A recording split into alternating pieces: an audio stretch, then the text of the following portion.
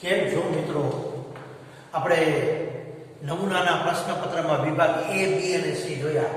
આજે આપણે વિભાગ ડી 4 ગુણના દાખલાઓ કે પ્રશ્નો, રોકડિયા માર્ક, 4 ગુણના 5 પ્રશ્નો 20 માર્ક. આ વર્ષ તમારા માટે ખાસ છે કે અહીંયા તમને 8 પ્રશ્નો આપ્યા હશે, એમાંથી કોઈ પણ 5 તમારે કરવાના છે, એટલે કે જનરલ ઓપ્શન છે. અને એવી પરિસ્થિતિમાં પ્રમેય, રચના, આંકડાશાસ્ત્ર એવા પ્રકરણો પર તમારી ગ્રીપ હોય તો તમારા આ 5 પ્રશ્નો એટલે કે 5 ચોકુ 20 ગુણ રોકડા થઈ જાય. તો ચાલો આજે આપણે વિભાગ ડી, જેમાં પ્રશ્ન ક્રમાંક છે 46 થી 53, 8 પ્રશ્નો છે. એમાંથી તમારે પરીક્ષામાં કોઈ પણ 5ના જવાબ આપવાના છે. દરેકના 4 ગુણ છે. એમાં આપણે પહેલો જોઈએ એટલે કે 46, પાયથાગોરસનો પ્રમેય લખો અને સાબિત કરો.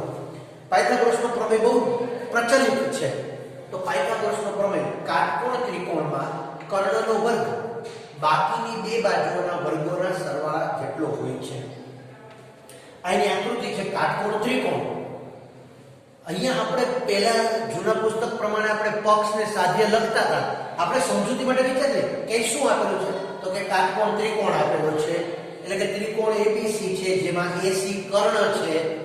તો આપણે સાબિત એ કરવાનું છે કે કર્ણનો વર્ગ બાકીની બે બાજુઓની લંબાઈના વર્ગના સરવાળા બરાબર હોય, એટલે કે એસી વર્ગ બરાબર એબી વર્ગ વત્તા બીસી વર્ગ. આ આપણે સાબિત કરવું છે. અને અહીં આપણને આપેલું એમ છે કે ત્રિકોણ એબીસી માં ખૂણો બી બરાબર 90, એટલે કે ખૂણો બી કાટખૂણો છે અને એસી કર્ણ છે. આટલું આપણને આપેલું છે. એટલે આપણે સાબિતીમાં શરૂઆતમાં લખી દો ચાલે કે અહીં આપેલું છે કે ત્રિકોણ એબીસી માં ખૂણો બી બરાબર 90, એટલે કે ખૂણો બી કાટખૂણો છે, એસી કર્ણ છે. તો આપણે સાબિત કરીશું કે એસી વર્ગ બરાબર એબી વર્ગ પ્લસ બીસી વર્ગ. હવે સાબિતીમાં આપણે લઈએ તો આપણે સાબિતીમાં પહેલો મુદ્દો લખશું કે બીએમ લંબ એસી, એટલે કે શિરોબિંદુ બી માંથી કર્ણ એસી પરનો એક લંબ વેધ દોરેલો છે. બીએમ એ કર્ણ એસી પરનો વેધ છે. બીએમ લંબ એસી છે, જેથી એ, એમ અને સી ભિન્ન અને સમરેખ બિંદુઓ છે. અને બોલાય એ ડેશ એમ ડેશ સી, અને એને વંચાય કેમ, તો કે એ, એમ અને સી ભિન્ન અને સમરેખ બિંદુઓ છે, જેથી એ એમ સી થાય. હવે અહીંયા આપણે જાણીએ છીએ કે ખૂણો બી કાટખૂણો હોય તો ખૂણો એ અને ખૂણો સી લઘુકોણ છે. અહીંયા ખૂણો બી કાટકોણ હોવાથી ખૂણો એ તથા ખૂણો સી લઘુકોણ થાય. હવે અહીંયા આપણે પ્રમેય 6.7 અગાઉ એક પરિણામ આપ્યું છે, એ પરથી આપણે જોઈએ કે કાટકોણ ત્રિકોણમાં કર્ણ પર વેધ દોરેલો હોય તો વેધથી બનતા બંને ત્રિકોણો પરસ્પર સમરૂપ હોય અને તે મૂળ ત્રિકોણને સમરૂપ હોય, અને એને કારણે પરિણામે આપણે સાબિત કર્યું કે AB સ્ક્વેર બરાબર AM ગુણ્યા AC, કે દરેક બાજુ એક કર્ણ અને તે બાજુને સંલગ્ન રેખાખંડનો ગુણોત્તર મધ્ય હોય, એટલે કે AB સ્ક્વેર બરાબર AM ગુણ્યા AC, BC સ્ક્વેર બરાબર CM ગુણ્યા AC. એટલે કે આપણે એમ લખી શકાય કે ત્રિકોણ ABC માં ખૂણો બી કાટખૂણો તથા BM એ AC પરનો વેધ હોવાથી AB સ્ક્વેર બરાબર AM ગુણ્યા AC અને BC સ્ક્વેર બરાબર CM ગુણ્યા AC. પ્રમેય 6.7 અગાઉના પરિણામ અનુસાર. તો હવે આપણે આ બંને પરિણામો છે એનો સરવાળો કરીએ તો AB સ્ક્વેર વત્તા BC સ્ક્વેર બરાબર, તો AB ની કિંમત છે AB સ્ક્વેર ની AM ગુણ્યા AC વત્તા BC સ્ક્વેર ની કિંમત છે CM ગુણ્યા AC. બંનેમાંથી AC કોમન કાઢી લઈએ તો અંદર આવે AM પ્લસ CM. તમે આકૃતિ જુઓ, A, M અને C એ ભિન્ન અને સમરેખ બિંદુ વચ્ચે, તો AM પ્લસ CM બરાબર AC થાય. તો AM પ્લસ CM ની જગ્યાએ આપણે AC લખી શકાય, કારણ કે AM અને C ભિન્ન અને સમરેખ બિંદુઓ હોવાથી AM વત્તા CM બરાબર AC થાય. AC ગુણ્યા AC એટલે કે AB સ્ક્વેર વત્તા BC સ્ક્વેર બરાબર AC સ્ક્વેર સાબિત થાય. એટલે કે કાટકોણ ત્રિકોણમાં કર્ણનો વર્ગ તેની બાકીની બે બાજુઓની લંબાઈના વર્ગના સરવાળા જેટલો થાય. તો તમે આ પ્રશ્ન નંબર 46 લખી શકો છો. હું તમારી સામે ફ્રેમ રાખું છું.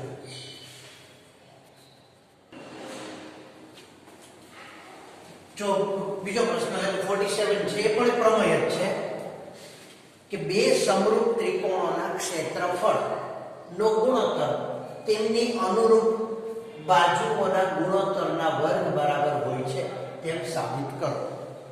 અહીંયા બે ત્રિકોણ છે ABC અને PQR આપણને આપેલું છે, એટલે કે પક્ષ ત્રિકોણ ABC અને PQR સમરૂપ ત્રિકોણો છે.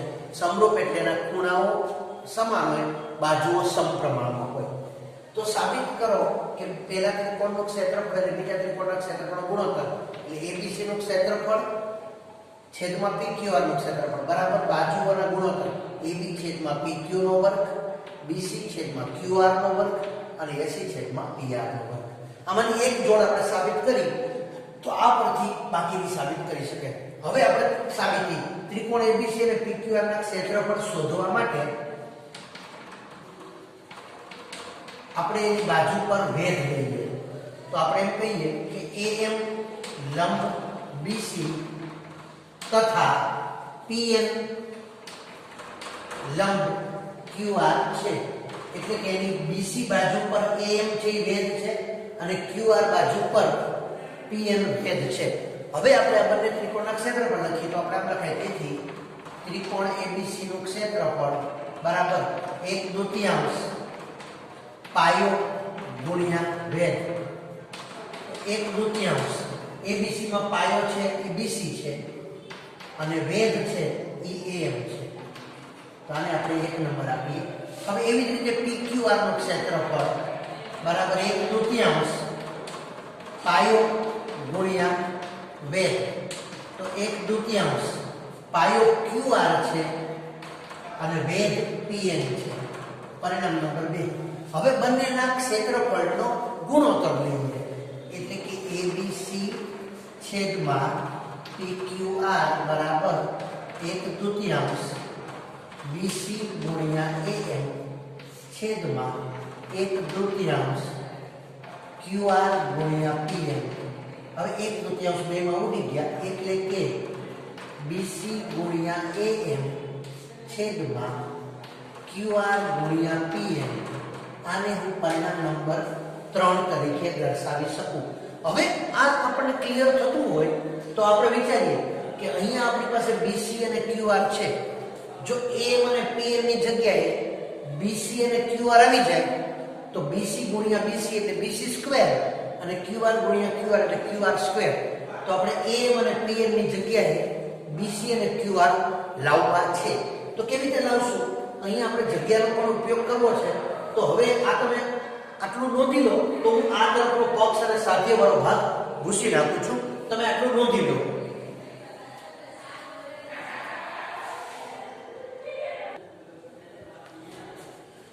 હા, તો હવે આપણે અહીંથી અહીંયા જોઈએ કે આપણે જોઈએ છે કે AM છે એ BC પર લંબ છે, PN છે એ QR પર લંબ છે.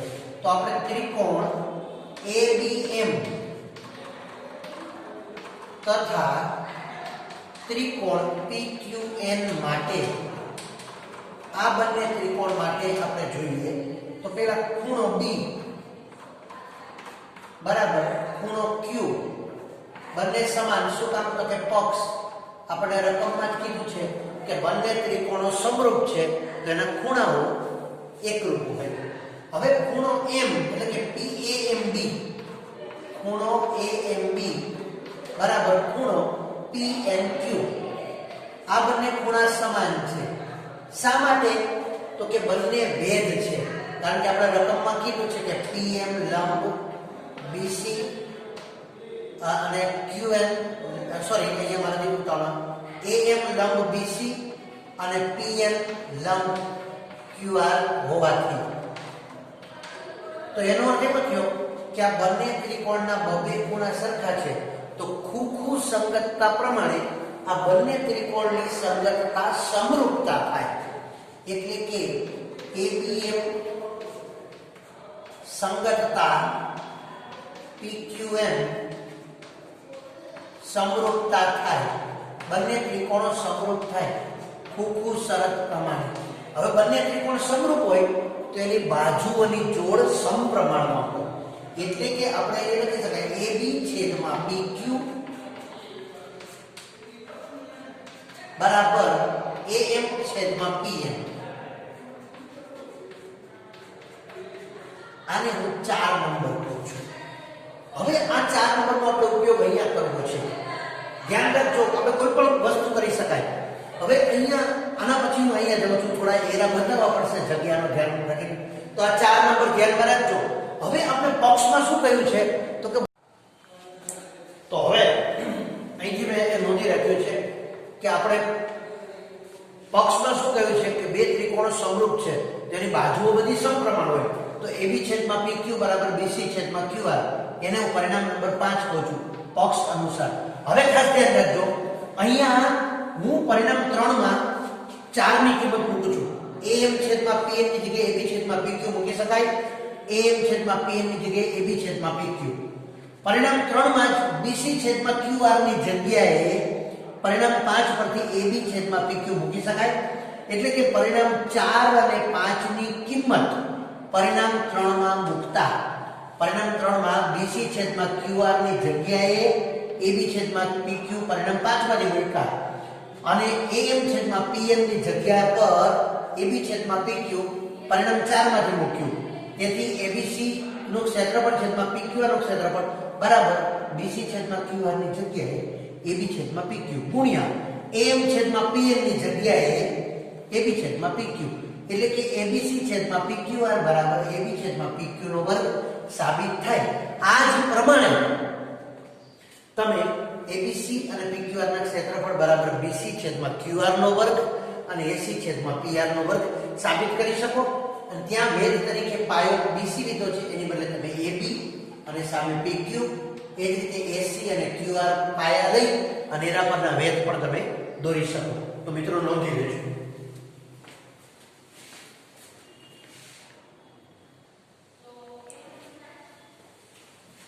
48 પ્રશ્ન છે રચના છે હું તમને રચનાનો અહીં અંદાજ આપું છું હું કોઈ ઇન્સ્ટ્રુમેન્ટની મદદથી સાબિત નથી કરતો પણ તમને આખો કન્સેપ્ટ ક્લિયર થઈ જાય તમે મારી સાથે સાથે પરિકર માપપટ્ટી પેન્સિલ લઈને રચના કરી શકો તો મુદ્દો સાંભળો 7.6 સેમી લંબાઈનો રેખાખંડ દોરી એનું 5:8 5:8 ગુણોત્તરમાં વિભાજન કરો રચનાના મુદ્દાઓ લખો જો હું તમને ખાસ સમજાવું છું મારી સાથે તમે દોરી શકો હું એ રીતે ટાઈમ આપીશ સૌપ્રથમ રેખાખંડ AB 7.6 સેમી લંબાઈનો દોરો હું એ મુદ્દાઓ પણ આપણે સમજાય એવી ભાષામાં લખું છું અને મુદ્દાઓ પરથી તમારે પેન્સિલ પરિકર અને માપપટ્ટીની મદદથી રચવાની છે અહીંયા હું તમને કાચી આકૃતિ બતાવું છું તમારે પરફેક્ટ કરવાની છે તો પહેલો મુદ્દો AB બરાબર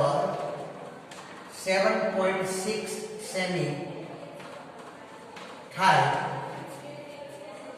તેવો રેખાખંડ AB દોરો તમે માપપટ્ટી અને પેન્સિલની મદદથી આ 7.6 સેમીનો AB દોરો બીજો મુદ્દો હું અહીંયા ટૂંકમાં લખું છું એ બિંદુ પાસે એક લઘુકોણ બનાવો એ બી બિંદુ પાસે પણ એક લઘુકોણ બનાવો આપણે શું કરવું છે AB નું એક P બિંદુ એવું શોધવું છે કે જેથી AP અને PB નું ગુણોત્તર 5:8 હોય એટલે કે AB ની કુલ લંબાઈ 7.6 છે તો સમજો કે P બિંદુ જે આપણે મળશે AP અને એ જ રીતે PB આનો ગુણોત્તર લઈએ તો AP જેમ પીબી બરાબર 5/8 5/8. આ એક નોલેજ ખાતર છે.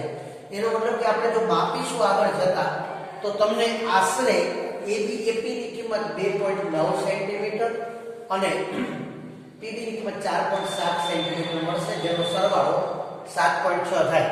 તો પહેલા તો અહીંયા એ બિંદુ પાસે એક લઘુકોણ દોરો, એને એકલું હોય એવો બી બિંદુ પાસે પણ ખૂણો દોરો. તો હું અહીંયા એને નામ આપું છું અને પછી બતાવું છું કેમ દોરે. ખૂણો XAB બરાબર ખૂણો YBA થાય તેવા લઘુકોણ રચો. હું તમને સલાહ આપું છું કે બને તો 60 ના ખૂણા બનાવો બંને જગ્યાએ. 60 નો ખૂણો કેમ બનાવો એવું શીખવું છું. તમારે પરિકરની મદદથી આ કામ કરવાનું છે. એ બિંદુ પાસે પરિકર રાખો, આશરે ચોક્કસ માપની એક ચાપ ખોલો, આશરે એ ચાપ અહીંયા લગાવો. આ આશરે એક ચાપ છે. એટલી જ ચાપ બી બિંદુ પાસે રાખી અને તમે ફરી એક ચાપ લગાવો. આ આશરે લગાવવાની છે. હવે આટલું જ પરિકર ખુલ્લું રાખી અહીંયા આની રાખો અને એ ચાપ જેટલો માપ અહીંયા કાપો. એટલું જ પરિકર ખુલ્લું રાખી અહીંયા કાપો. હવે આમાંથી પસાર થતું કિરણ તમે દોરશો. હું અત્યારે અંદાજે કહું છું, તમારે પરફેક્ટ દોરવાનું છે. XAB ખૂણો. એ જ રીતે અહીંથી આ કિરણ થશે અને આ ખૂણાનું નામ છે YBA. XAB અને YBA આ બંને સમાન થાય તેવા લઘુકોણ લેવાના છે. શક્ય હોય તો અહીંથી પરિકર રાખી એક ચાપ લગાવો. એટલી જ ચાપ બી બિંદુ પર લગાવો. પરિકર એટલો જ ખુલ્લો રાખો. અહીંયા અણી રાખી આને છેદો, અહીંયા અણી રાખી આને છેદો. હવે આને જોડી દેશો તો બંને ખૂણા સમાન આવશે. અહીંયા હું પરફેક્શન સાથેના માપ નથી, કાચી આકૃતિ છે. હવે મારે શું જોઈએ છે? 5/8 ગુણોત્તરમાં વિભાજન. તો એક અનુકૂળ માપની ચાપ લો, એ ઉપર પરિકર રાખો અને આશરે અહીંયા છેદો. એને A1 A2 એટલી ચાપ બધે રાખીને A3 A4 A5 મેળવો. આ ચાપ બધી સમાન હોવી જોઈએ. પછી હું એનો મુદ્દો પણ લખાવું છું. એ જ પ્રમાણે બી ઉપર 8 સુધી જાઓ. ચાપ સમાન જ રાખજો. આના જેટલી ચાપ રાખી B1, અહીંથી એટલી ચાપ B2. મારે આશરે આવશે, તમારે માપ લઈને કરવાનું છે. B3 B4 B5 B6 B7 B8. Exact માપીને તમારે આ ચાપ લેવાની છે. એટલે કે ત્રીજો મુદ્દો તમે એવો કહી શકો કે અહીંયા AX પર ખાસ સમજો. A1 બરાબર A1 A2 બરાબર A2 A3 બરાબર A3 A4 બરાબર A4 A5 થાય તેવા રચો. A1 A2 A2 A3 A3 A4 A4 A5 રચો. અને એ જ પ્રમાણે ચોથો મુદ્દો BY કિરણ પર B1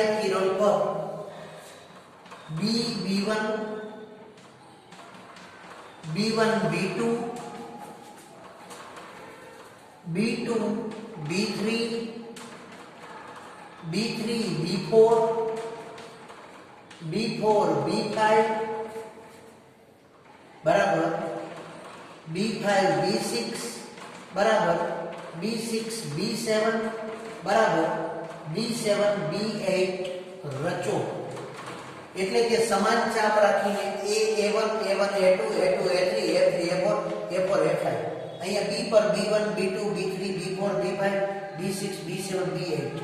પછીનો મુદ્દો બહુ સરળ. A5 અને B8 ને જોડો. A5 અને B8 ને જોડો. આ બંને AB ને જે બિંદુએ છેદે છે એને P બિંદુ નામ આપો.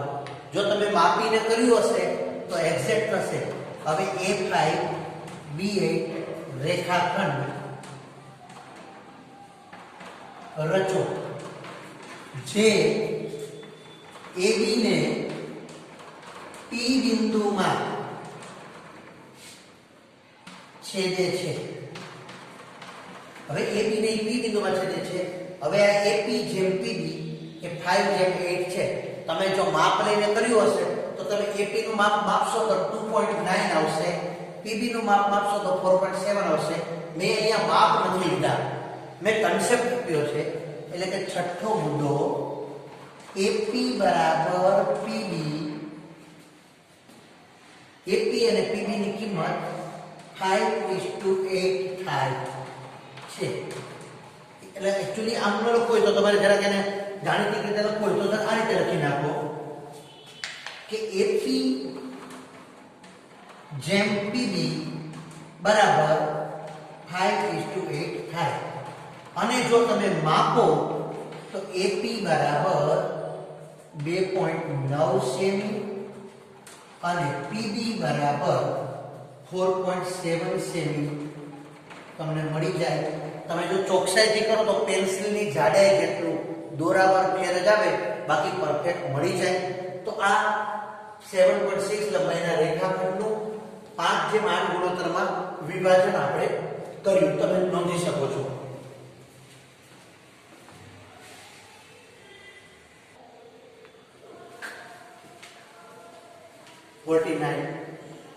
છ સેમી ત્રિજ્યા વાળું વર્તુળ દોરો અને વર્તુળના કેન્દ્રથી 10 સેમી દૂર આવેલા બિંદુમાંથી વર્તુળના સ્પર્શકની જોડની રચના કરો.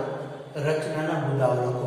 ફરી હું અહીંયા કાચી આકૃતિ બતાવું છું. તમે પરિકરની મદદથી મારી સાથે જ પાકી આકૃતિ કરશો તો પરફેક્ટ તમને માપ મળી જશે. તો અહીંયા પહેલા O કેન્દ્ર વાળું 6 સેમી ત્રિજ્યા લઈ એક વર્તુળ મેં દોર્યું છે અને કેન્દ્રથી 10 સેમી દૂર છે એટલે આ 6 છે. બીજા 4 10 સેમી દૂર મેં એક બિંદુ A લીધું છે. તો OA બરાબર 10 સેમી થાય છે. તો પહેલો મુદ્દો આપણે એવું લખી શકાય કે 6 સેમી ત્રિજ્યા વાળું O કેન્દ્રિત વર્તુળ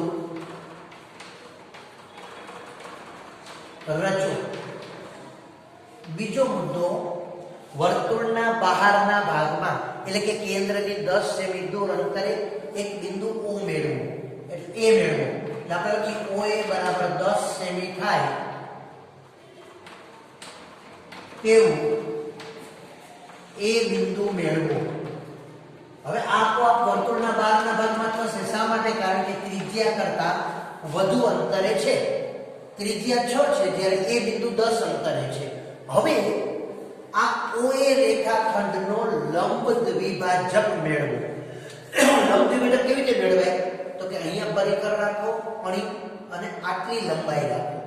એક ચાપ ઉપર લગાવો, એક ચાપ નીચે લગાવો. ફરી એટલું જ પરિકર ખોલું રાખી અહીંયા અણી રાખો, આટલી લંબાઈ રાખી ચાપ લગાવો. બંને ચાપ છેદે છે એમાંથી દોરો એટલે લંબ દ્વિભાજક મળી જાય. ક્યારેક તમને એવું લાગે કે આટલું પરિકર મોટું નથી ખોલી શકાતું, ખાસ જોજો. તો તમે અહીંથી થોડુંક માપ આશરે લઈ લો, આટલું. સામે પણ એટલું માપ લઈ લો.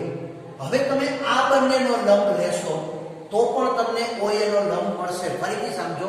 અહીંયા ત્રીજો મુદ્દો છે OA નો લંબ દ્વિભાજક રચો જે OA ને P બિંદુમાં છેદે છે. જો અહીંયા લંબ દ્વિભાજક રચવા માટે સમજો, અહીંથી પરિકરની અણી રાખો, આટલી ચાપ રાખો, એક ચાપ ઉપર લગાવો, એટલી જ એક ચાપ નીચે લગાવો. સામે હવે અણી રાખો, આટલી ત્રિજ્યા રાખો, એક ચાપ ઉપર લગાવો, એક ચાપ નીચે લગાવો. તમે જોડી દો એટલે તમને લંબ દ્વિભાજક મળે. પણ ક્યારેક તમને આ લંબાઈ વધુ લાગે છે તો થોડું અંતર કાપી લો, સામે એટલું અંતર કાપી લો. હવે અહીંથી આટલી લંબાઈ રાખો, એક ચાપ લગાવો ઉપર તરફ, એક ચાપ લગાવો નીચે તરફ. માપ ચોક્કસથી રાખજો. હવે સામે જાઓ, આટલી જ લંબાઈ રાખો, ફરી એક ચાપ લગાવો ઉપર તરફ, એક ચાપ નીચે. બંને ચાપ જે આ છેદે છે એમાંથી પસાર થતી રેખા તમે દોરશો એટલે એ તમારા આ OA નો લંબ દ્વિભાજક થશે, જેને આપણે P બિંદુ નામ આપીએ છીએ. અહીંયા માપ્યા વગર લીધું છે, તમે માપીને લેશો તો એક્ઝેક્ટ આ દ્વિભાજક હશે, અને દ્વિભાજક હશે પરિણામે અહીંથી આ અંતર અને આ અંતર સમાન હશે. અહીંયા થોડો ડિફરન્સ આવે. હવે તમે P ઉપર પરિકર રાખો, OP જેટલી અથવા PA જેટલી ત્રિજ્યા લઈ એક વર્તુળ દોરો.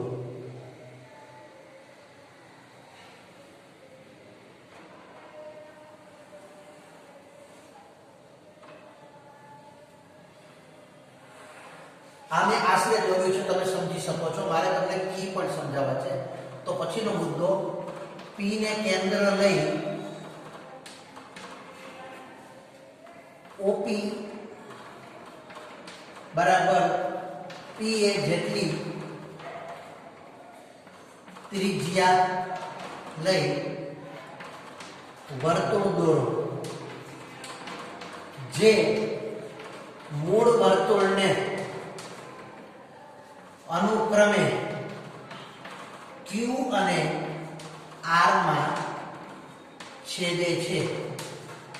જો આ વર્તુળ રહેશો તો મૂળ વર્તુળને અનુક્રમે આપણે જે નામ આપવું Q અને R માં છેદે છે. મૂળ વર્તુળને આપણે જે છેદે છે એ જોવાનું છે. અહીંયા મૂળ વર્તુળને Q અને R માં છેદે છે. હવે તમે આ AR અને આ AQ આ તમારા બે સ્પર્શકોની જોડ થશે. એટલે કે પાંચમો મુદ્દો, AR બરાબર AQ એ તમારા માગેલા સ્પર્શકોની જોડ થશે. ફરી સમજી લેજો કે તમારે માપ લઈને કરવાનું છે. મેં તમને કન્સેપ્ટ સમજાવ્યો છે, અહીંયા મેં પરિકર લીધું નથી. બરાબર છે. હું ફરી એકવાર કાચી આકૃતિ સમજાવું તો જો આ રીતે કાચી આકૃતિ થશે કે 6 સેમી ત્રિજ્યાનું એક વર્તુળ દોરો, એના કેન્દ્રથી 10 સેમી દૂર આવેલો એક બિંદુ A મેળવો. હવે OA નો લંબ દ્વિભાજક રચવા માટે અહીંથી આટલું માપ રાખી ઉપર નીચે એક ચાપ લગાવો, સામે એટલી ચાપ લગાવો. આને તમે જોડી દો એટલે આનો લંબ દ્વિભાજક મળી જશે. એને કેન્દ્ર રાખીને બીજું એક વર્તુળ દોરો, જે મૂળ વર્તુળને બે ભિન્ન બિંદુમાં છેદે છે, જેને હું P અને Q અને R એવા નામ આપ્યા છે. તો આ AR અને AQ તમારા બે સ્પર્શકોની જોડ બની જશે. આ તમે જાતે પણ કરી શકો. તમારી સામે હું સ્ક્રીન રાખું છું.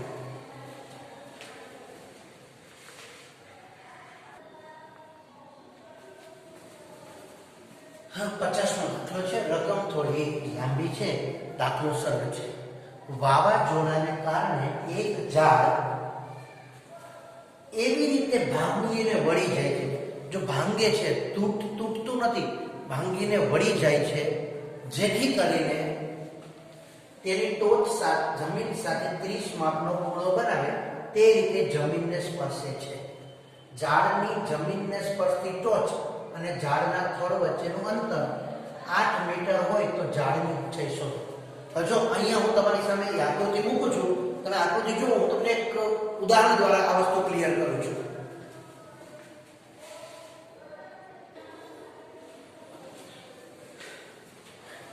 જો આ વાત ક્લિયર કરવા માટે મેં એક નમૂનો, આ એક ઝાડ છે તમારી સામે. આ અહીંથી ઉપરથી તૂટે છે, પણ તૂટે એટલે વળી જાય છે. અને વળીને એ ભાગ છૂટો નથી પડતો, પણ એ ભાગ જમીનને અડકે છે આ રીતે. એટલે કે આવી પોઝિશન થશે.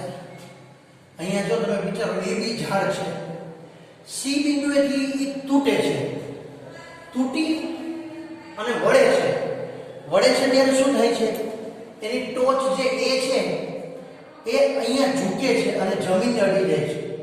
આખું ઝાડ એ બી છે, સી બિંદુથી તૂટે છે અને એ બિંદુ અહીંયા આવી જાય છે અને આ ટોચ જમીન સાથે 30 નો ખૂણો બનાવે છે. આ ટોચથી થડ સુધીનું અંતર 8 મીટર છે. તો ઝાડની ઊંચાઈ શોધો. ઝાડની ઊંચાઈ એટલે AB. પણ એ શેનું બનેલું છે? AC વત્તા BC. હવે આ કાટકોણ ત્રિકોણમાં BC અને AC ક્યાં આવી ગયું? અહીંયા. એટલે આપણે પહેલો મુદ્દો લખશું, AB બરાબર ઝાડની ઊંચાઈ. C બિંદુએથી ઝાડ ભાંગે છે, તેથી એના બે ભાગ થશે, AC અને BC. AC અને BC બરાબર નહીં, સોરી, BC થશે. હવે જો ઝાડની કુલ ઊંચાઈ જોતી હોય AB, તો તમારે શું શોધવું પડે? AC વત્તા BC. હવે આપણે આ ત્રિકોણ થઈ ગયો ABC. ઝાડ લંબ છે એટલે કાટખૂણો છે. તો અહીંયા આપણે હવે અંતર ઊંચાઈ ત્રિકોણમિતિય ગુણોત્તરનો ઉપયોગ કરીએ. તો ત્રિકોણ ABC માં ખૂણો B કાટખૂણો છે. અહીંયા ખૂણો A બરાબર 30 છે. હવે જો આ ખૂણો આપ્યો છે, એની પાસેની બાજુ AB આપી છે, તો એની સામેની બાજુ BC મળી જાય. પછી એ જ રીતે આ ખૂણો છે, એની પાસેની બાજુ આપી છે, એના પરથી કર્ણ મળી જાય.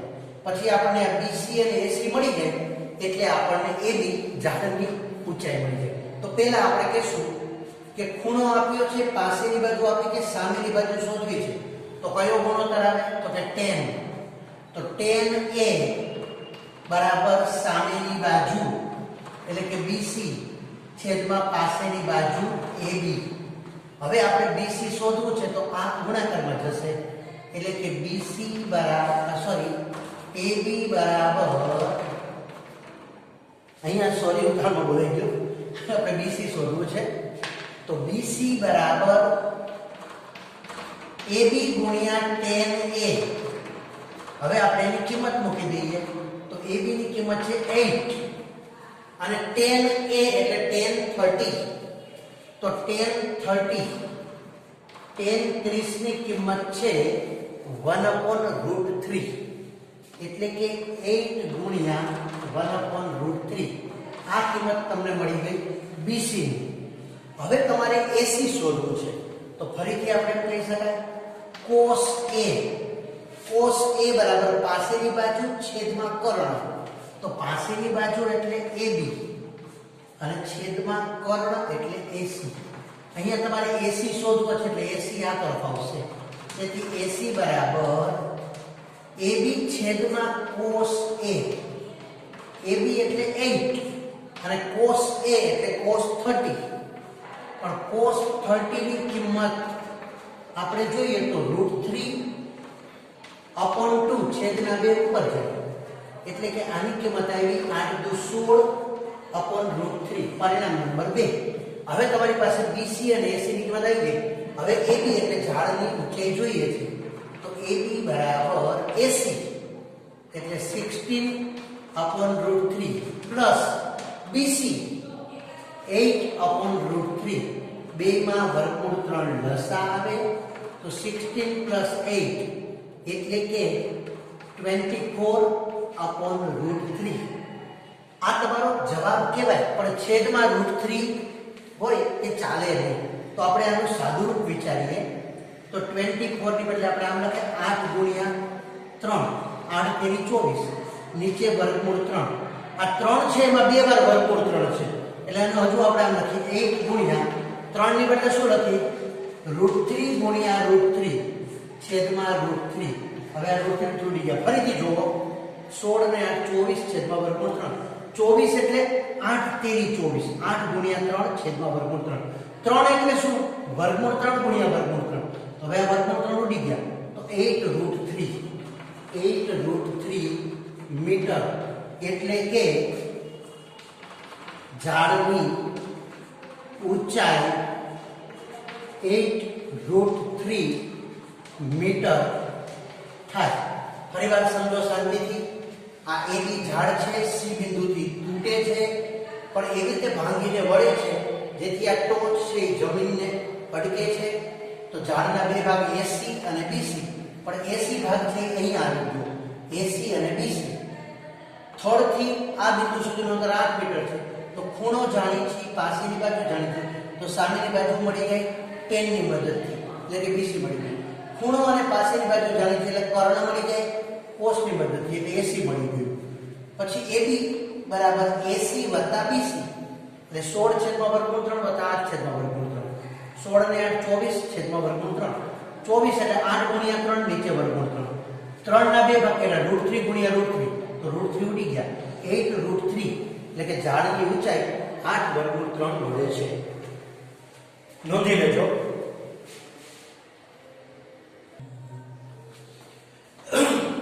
એકાવનમો દાખલો.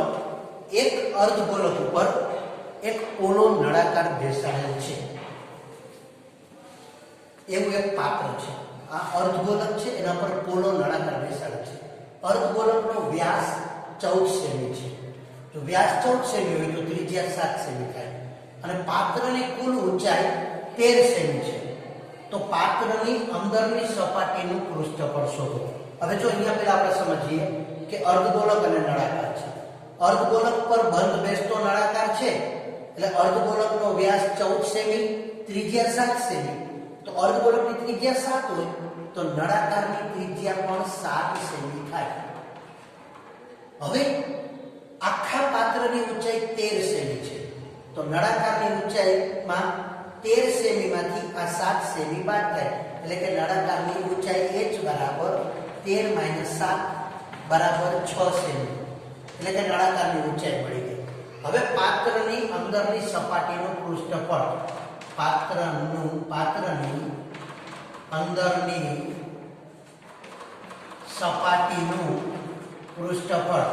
પાત્ર શેનું બનેલું છે?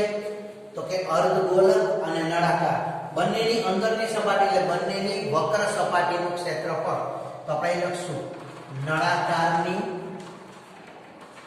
વક્ર સપાટીનું ક્ષેત્રફળ વત્તા અર્ધગોલકની વક્ર સપાટીનું ક્ષેત્રફળ. બેમાં ત્રિજ્યા સમાન છે. નળાકારની વક્ર સપાટીનું સૂત્ર છે 2πrh અને અર્ધગોલકની વક્ર સપાટીનું ક્ષેત્રફળ છે 2πr². બંનેમાંથી 2πr કોમન, અંદર વૈધા h + r.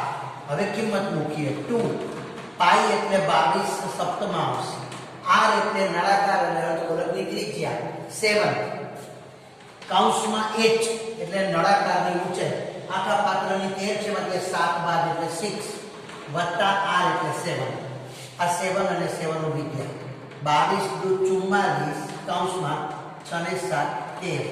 તો 13 ગુણ્યા 44, 13 ચોખ્ખું 52 અને 52 ગુણ્યા 11 કરો એટલે 2, 5 ને 2 7, 5 ના 5 572 સેમી સ્ક્વેર.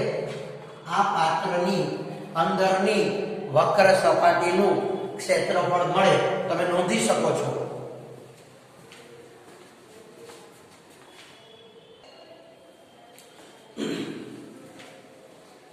બાવનમો દાખલો છે. નીચેની આવૃત્તિ વિતરણનો મધ્યક શોધો. અહીંયા તમને વર્ગ અંતરાલ એટલે 10 to 25, 25 to 40, 40 to 55, 55 to 70, 70 to 85, 85 to 100. સામે આવૃત્તિ આપી છે. વિદ્યાર્થીની સંખ્યા 2, 3, 7, 6, 6, 6. આનો ટોટલ 2 ને 3 5 ને 7 12 ને 6 18 ને 24 ને 36. હવે સમાન વર્ગ લંબાઈ છે એટલે આપણે પદ વિચલનની રીતે કરી શકશું. તો પહેલા વર્ગ અંતરાલ અને વિદ્યાર્થીની સંખ્યા આપી છે તો પહેલું કામ કરશું મધ્ય કિંમત. મધ્ય કિંમત xi. મધ્ય કિંમત કેવી રીતે મેળવશું? તો કે આ બંનેના સરવાળો છેદમાં 2. તો 25 ને 10 35 છેદમાં 2 એટલે 17.5. પછી તમે જાણો છો 15 15 નો વધારો છે એટલે આપણે અહીંયા વર્ગ લંબાઈ માં 15 15 ઉમેરતા જાવ તોય ચાલે, અથવા 40 અને 25 65, 65 ના અડધા 32.5.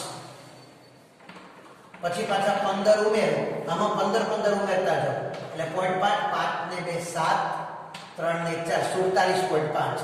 હજુ આમાં 15 ઉમેરો 7 ને 5 12 વધી 1 4 ને 1 5 ને 1 6 62.5. હજુ 15 ઉમેરો 5 ને 2 7 6 ને 1 7 77.5. એમાં 15 ઉમેરો 7 ને 5 12 7 ને 1 8 ને 1 9 92.5. તો મધ્ય કિંમત મળી ગઈ. હવે ui બરાબર xi minus a upon h. તો અહીંયા આપણે a તરીકે આશરે વચ્ચેની કિંમત લઈ તો 47.5 અને h એટલે વર્ગ લંબાઈ 15. હવે આપણે આ ui મેળવીએ. ui માં કોઈ ગણતરી નથી, આ શૂન્ય હોય, ઉપર -1 -2 1 2 અને 3 ચેક કરો તો xi માઈનસ a 17.5 માંથી 47.5 બાદ કરો એટલે તમને -30 30 વધે, છેદમાં 15 છે એટલે 15 દુ 30. 32.5 માંથી 47.5 બાદ કરો એટલે -15 વધે, છેદમાં 15 એટલે -1. 47.5 માંથી 47.5 બાદ કરો એટલે 0. 62 માંથી બાદ કરો એટલે 15 15 છેદમાં 15 એટલે 1. 77.5 માંથી 47.5 બાદ કરો એટલે 30 30 છેદમાં 15 એટલે 2 અને પછી 45 છેદમાં 15 એટલે 3. હવે FIUI નિશાની સહિત ગુણાકાર કરીએ, બહુ સરળ. 2 2 4 પ્લસ માઈનસ માઈનસ 3 1 3 માઈનસ 7 ગુણ્યા 0 એટલે 0 6 1 6 6 2 12 6 તેરી 18. હવે પ્લસ અને માઈનસ નો સરવાળો કરી તો 4 ને 3 7 એ માઈનસ છે અને પ્લસ છે 12 ને 6 18 અને 18 36 પ્લસ 36 માંથી આ 7 બાદ કરો એટલે 29. હવે આપણે મધ્યક શોધવાનું સૂત્ર x બાર બરાબર a plus sigma FIUI upon sigma FI ગુણ્યા h. a એટલે ધારેલી મધ્ય કિંમત 47.5 પ્લસ સિગ્મા FIUI એટલે આવૃત્તિ અને ui ની કોલમનો સરવાળો 29 ગુણાકારનો સરવાળો છેદમાં fi એટલે 30 અને ગુણ્યા h એટલે 15 15 દુ 30 તો 47.5 વત્તા 29 છેદમાં 2 એટલે એનો ભાગાકાર કરી તો 14.5 0.5 વત્તા 0.5 એટલે 0 વધી આવી 1 7 ને 8 ને 4 12 નો બગડો વધી આવી 1 4 ને 5 ને 6 એટલે કે આ માહિતીનો મધ્ય 62 પ્રાપ્ત થાય છે. સરળ છે એટલે બહુ ઝડપથી હું રાખું છું, તમે લખી લો.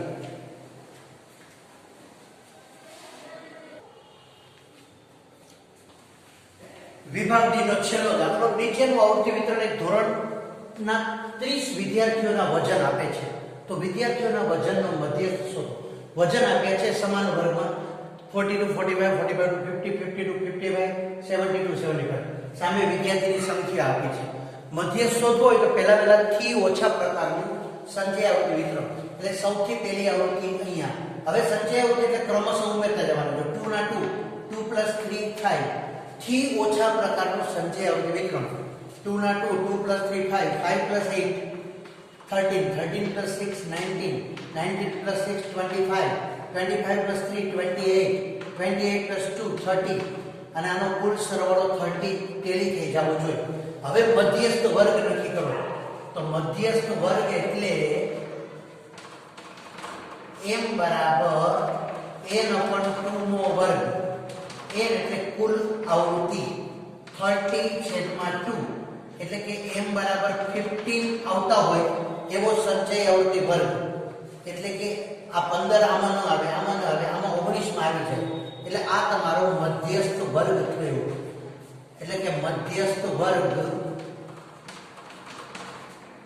55 to 60 થયો. એટલે તમારો જવાબ 55 થી 60 ની વચ્ચે હશે. હવે આપણે મધ્યસ્થનું સૂત્ર વાપરીએ. m બરાબર l પ્લસ n/2 cf છેદમાં f ગુણ્યા h. જ્યાં l એટલે મધ્યસ્થ વર્ગની અધસીમા 55 પ્લસ n/2 કુલ આવૃત્તિ 30 છેદમાં 2 એટલે 15 માઈનસ cf એટલે મધ્યસ્થ વર્ગથી ઉપરના વર્ગની સંચય આવૃત્તિ એટલે કે 13. f એટલે મધ્યસ્થ વર્ગની મૂળ આવૃત્તિ 6 ગુણ્યા h એટલે વર્ગ લંબાઈ 5. હવે 55 પ્લસ 13 માંથી 15 માંથી તે જાય તો 2 ગુણ્યા 5 એટલે 5 દુ 10 છેદમાં 6 એટલે કે 55 પ્લસ 10 ના છેદમાં 6 એટલે કે આપણે છેદ ઉડાડી તો 5 દુ 10 3 દુ 6 5 ભાગ્યા 3. હવે ભાગાકાર કરો તો 3 એકુ 3 વૈધા 2 એટલે 20 6 તેરી 18 વૈધા 2 એટલે 20 6 તેરી 18 6 6 6 આવે એટલે 7 કરી શકાય. બીજા પોઈન્ટમાં કરી શકાય એટલે કે 56.67 આ વિદ્યાર્થીઓની